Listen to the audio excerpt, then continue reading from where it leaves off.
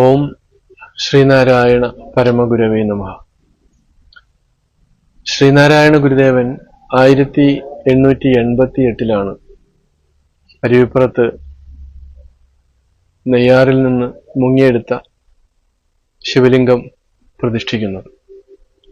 138 വർഷം പിന്തുടരുകയാണ്. ഈ 138 വർഷവും മുടങ്ങാതെ നടക്കുന്ന ഒരു കർമ്മമാണ് ധാര. ഗുരുവിന്റെ കാലം തുടങ്ങി ഈ ശിവലിംഗത്തിൽ രാത്രികാലങ്ങളിൽ വയ്ക്കുന്ന ധാര രാവിലെ എന്ത് ഉദ്ദേശത്തിലാണോ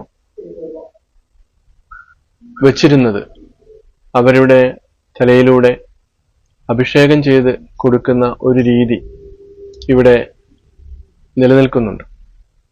മാനസികമായും ശാരീരികമായും ബുദ്ധിമുട്ടുകൾ അനുഭവപ്പെടുന്ന വ്യക്തികൾക്ക് ഈ പൂജാ കർമ്മത്തിലൂടെ വലിയ ഒരു ആശ്വാസമാണ് ലഭിക്കുന്നത്. ഇന്നും അത് പിന്തുടരുന്നുണ്ട്. തീർച്ചയായിട്ടും അരുവിപ്പുറത്ത് വരുന്ന ഭക്തന്മാർ ഈ ധാര വഴിപാട് നടത്തി ഈ പൂജാകർമ്മത്തിൽ പങ്കെടുക്കുന്നത് ഉത്തമമായിരിക്കും. അത് ഏവരെയും ഒന്ന് ഓർമ്മപ്പെടുത്തുകയാണ്.